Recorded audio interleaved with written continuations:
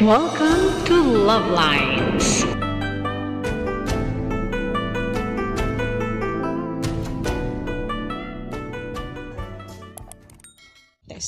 Good morning, Philippines, and hello world.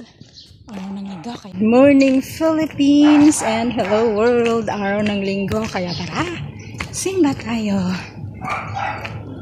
It's a Sunday morning, kaya kailangang magpayong. Look at my shadow. Sabi nga, if Christ, kung hindi, nabuhay na muli ang ating Panginoon, if Christ had not been risen from the dead, then our faith is, wala. Wala yung ating, our faith will be in vain. Pero nabuhay ang ating Panginoon. That's the topic in the second reading. So, ayun. At mapapalad tayo according to the Beatitudes. Mapapalad tayo. Mapapalad ang mga nagugutom, mapapalad ang mga inuusig, at mapapalad ang mga nalulungkot.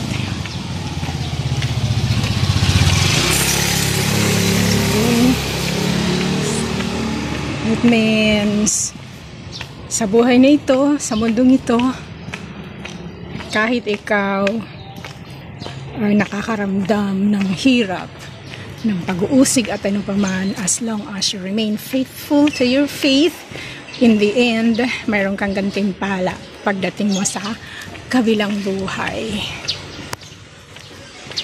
Okay, so I'll be seeing you soon. Ayun na si Love Lines Jr. nauna na. Ang ganda ng mangga. Namumulaklak na mga mangga. Oh.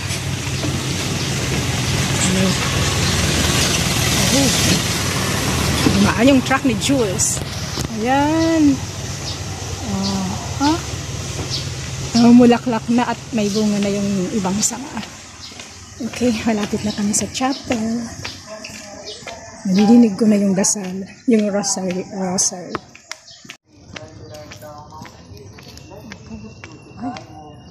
Holy Mary, Mother of God, motor ba ito ni Father? now and at the hour of Here na. Mary, full of grace, the Lord is with thee. Blessed art thou amongst women, and blessed is the fruit of Holy Mary, Mother of God, pray for us sinners now and at the hour of our death.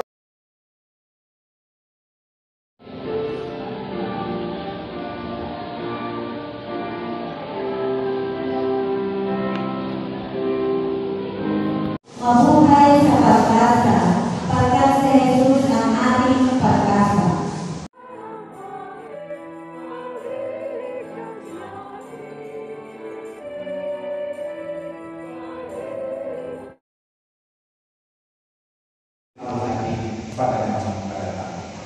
If you talk about me, marahil ito po ang dahilan kung bakit po tayo nasa loob ng simbahan. Dahil tayo po ay naniniwala na mayroong Diyos. Tayo po ay naniniwala na mayroong Diyos Ama, Anak, at Espiritu Santo. Ang nakakaalam kung ano ang maganda sa bawat isa sa atin. Eh dapat umasa tayo, pagdiwala tayo, ipagkatiwala natin sa Diyos ang ating buhay, ang ating ginagawa, at ang ating pagdalagay. Pangalawa mga kapatid, makikita natin yung pag-asa. Sabi ko, kagabi sa isa ko, bakit po ba tayo nagsisimba? Bakit po tayo pupunta ng simbahan? Sa araw ko pinantanong ko sa mga katanong sa aking election, sabi nila, Father, kasi sumama na ako sa aking kaibigan. At ako naman, nagpupunit ka rin sa simba. Sabi niya, Father, kasi masaya sa simbahan. Pangatlo, tinanong ko, bakit ka rin sa simba? Sabi niya, Father, kasi nandun yung crush ko. Gusto ko makita. See, sometimes, hindi po natin alam kung bakit tayo nagsisimba. Hindi po natin alam kung bakit tayo pumupunta ng simbahan. Dahil yung iba, sinasabi nila, wala namang mapapalagawa sa simbahan. Bakit ka sa simbahan?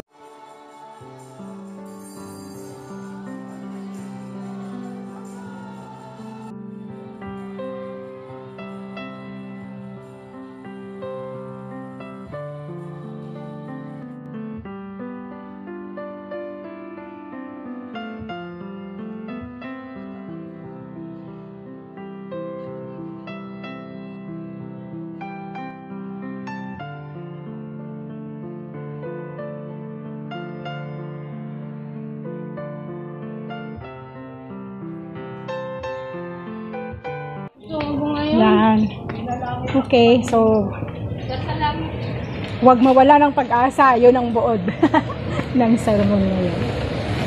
Hope. Huwag aasa sa mga namamatay.